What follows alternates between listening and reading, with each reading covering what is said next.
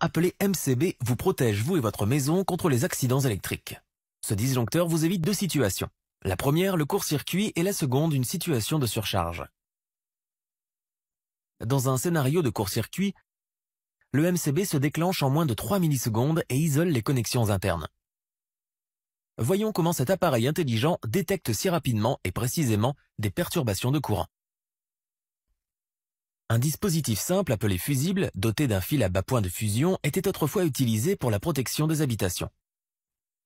Dans les deux situations de panne mentionnées précédemment, le courant monte en flèche, ce qui entraîne une surchauffe et la fusion du fil ou le court-circuit. Cependant, chaque fois que le fusible sautait, il fallait le remplacer manuellement. En attendant, bonne chance pour la panne. Voilà pourquoi les disjoncteurs ont été inventés. Le disjoncteur est un mécanisme automatique de marche-arrêt qui maintient un côté du fil en mouvement et l'autre fixe. Lors d'une défaillance électrique, si le circuit s'ouvre en grand, le coupe-circuit de sécurité MCB ne fonctionne plus. Il suffit de le mettre en marche manuellement une fois le problème résolu. Avant d'en savoir plus sur ce dispositif, il convient de noter le sens du courant. Un MCB s'active en moins de 3 millisecondes, ce qui est bien inférieur à la période de demi-cycle d'un courant alternatif. Il est donc normal de montrer le flux de courant dans une seule direction tout au long de l'analyse. Maintenant, la question est de savoir comment ce système reconnaît l'apparition de défaillances électriques. La réponse est qu'il possède des éléments de détection qui activent un mécanisme de déclenchement.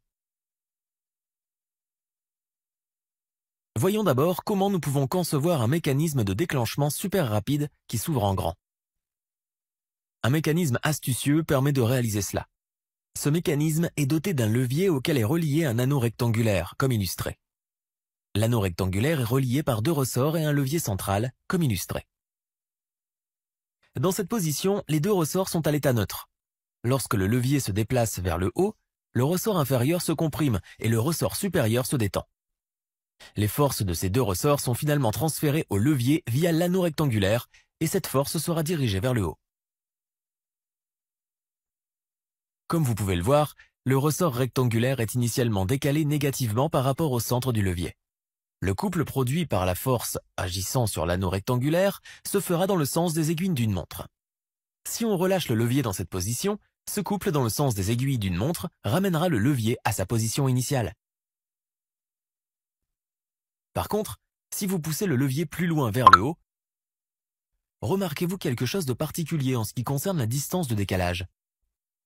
Elle devient soudainement positive, ce qui signifie qu'après une limite critique, le couple agira sur elle